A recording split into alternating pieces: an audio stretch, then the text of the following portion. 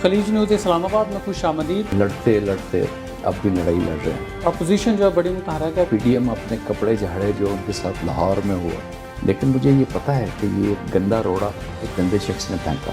महंगाई का जो अफरियत है ये जिन काबू में नहीं आ रहा है, इसके लिए क्या इकदाम किए जाए? अब जिन चीख रहा है वो तो काबू आ रहा है। नौजवानों के नाम कोई पैगाम? इतना खूबसूरत पाकिस्तान है जहाँ मेहनत करेंगे इंशाल्लाह पोटेंशियल आपका है, फ्यूचर आपका है। वो अनवर मसूद ने कहा कि मैं क्या मेरा शोरबा।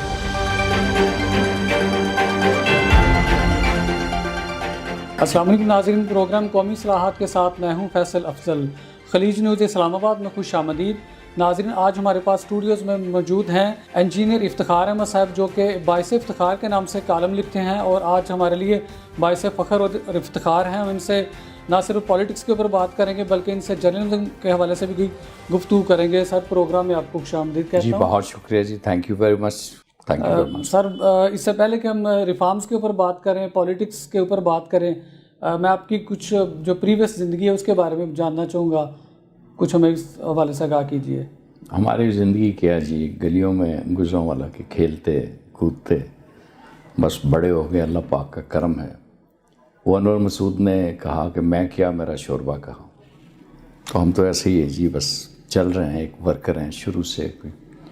मेरा ख़्याल में 1970 से पॉलिटिक्स में है। लिखना लिखाना तो आई बिलीव कि 1969 में मेरी पहली छोटी सी एक कहानी बच्चों के जंग में छपी थी जी, माशाल्लाह। कोहस्तान नवाए वक्त पढ़ते पढ़ते फिर हम पॉलिटिक्स में आए, स्टूडेंट्स पॉलिटिक्स में हिस्सा लिया और government college of technology Lahore के स्टूडेंट्स यूनियन का मैं वाइस प्रेसिडेंट भी था जी, माशाल्लाह।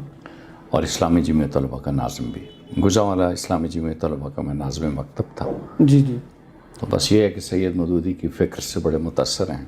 इस्लाम टू नेशन थ्योरी, बस यही हमारा एक है कि लड़ते लड़ते अब भी लड़ाई लड़ रहे हैं, जोहद मुसलसल है और जोहद मुसलसल है।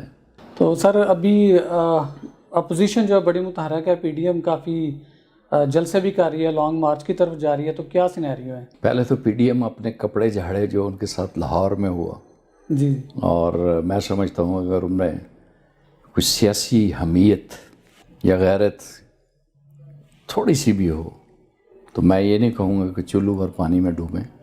वो जो थोड़ा सा एक कनाल में पानी था उसी में डुबकियाँ लगा के चले जाते। क्या किया है उन्होंने? फ्लॉप किया जाए। मतलब मुझे ये नहीं है कि उनका जलसा फ्लॉप किया, मुझे तो ये दुख है कि जो पाकिस्तानियत को चोट लगी है, जो ज़रब लगी है, जो इस्लाम टू नेशन थ्योरी, हम एक बॉन्ड हो गए थे जी, पंजाबी, सिंधी, बलोची, हम इससे बिल्कुल ऊपर निकल चुके थे। ये चीज़ें थी आज से 20-30 साल पहले जब हम स्टूडेंट, कि वो नफ़रत थी एक दूसरे से और बड़ी पख्तूनों से, पठानों से, वली खान से, जीएम सैयद से, वो सारी ख़त्म हो चुकी थी। इस वक्त तो कोई पता ही नहीं चल रहा कि सिंधी कौन है, पंजाबी कौन है, दूसरा कौन है और तीसरा कौन है। बिल्कुल। और फिर नए सिरे से उसको एक ज़ख्म लगाने की कोशिश की, डिवाइड एंड रूल। और वो शहर गुजरांवाला जिसमें प्यार और मोहब्बत की हवाएं चल रही थी, नसीम शहर के झोंके थे, जहाँ से उठते थे तो खुशबू पाकिस्तान की आती थी। बेशक। वहाँ खड़े होकर कहा कि उर्दू ज़ुबान नहीं होनी चाहिए।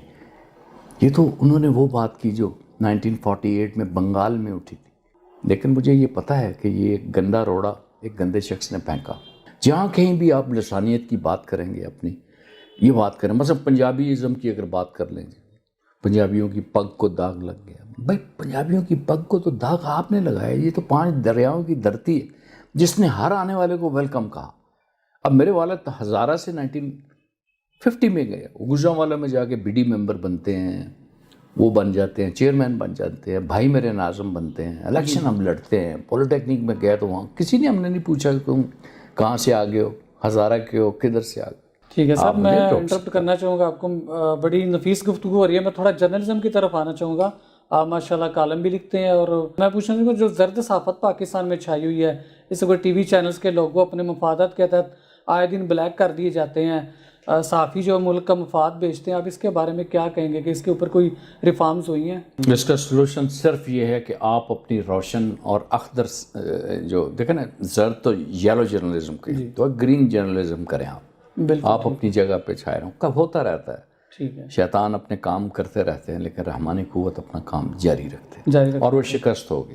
ठीक है, हाँ, वो मेरी एक बात याद रखिएगा کہ یہ پروفیسر عنایت علی خان کا ایک شعر سے میں ختم کر کے آگے جاؤں گا کہ اب ہوائیں ہی کریں گی روشنی کا فیصلہ، جس دیے میں تیل ہوگا وہ دیا رہ جائے گا۔ آپ کے پاس جو ایمانداری کا دیا ہے نا، جو روشنائی ہے، جو اپنے استادوں سے سیکھا ہے، آپ اس کو یہ کریں۔ میں جب اردو ڈائجسٹ کے لیے لکھنا شروع ہوا تو الطاف حسین قریشی سے پوچھا کہ کچھ ایڈوائس، انہوں نے کہا جی اگر آپ کسی ایک کا موقف بیان کر رہے ہیں تو دوسرے سے بھی رابطہ کر کے سامنے رکھ دی۔ آپ ریفری نہیں ہیں، آپ پریزنٹر ہیں، یہ دیکھیں یہ ہو رہا ہے اور یہ ہو رہا ہے۔ جج آپ کا جو ہے وہ ریڈر ہے، اور اللہ کے فضل و کرم سے یہی بات ہے کہ میں نے بیسٹ کالمسٹ ایوارڈ بھی حاصل کیا، فرزند پاکستان ایوارڈ بھی حاصل کیا، ایسے کالم نویسوں کے درمیان لیا کہ اوپر سے ٹائٹل کاٹ کے، تو پھر اس کے بعد میری ریکمنڈیشن ہوئی، لوگوں نے مجھے کہا، میں نے اسلام آباد پریس کلب سے بیسٹ کالمسٹ ایوارڈ حاصل کیا۔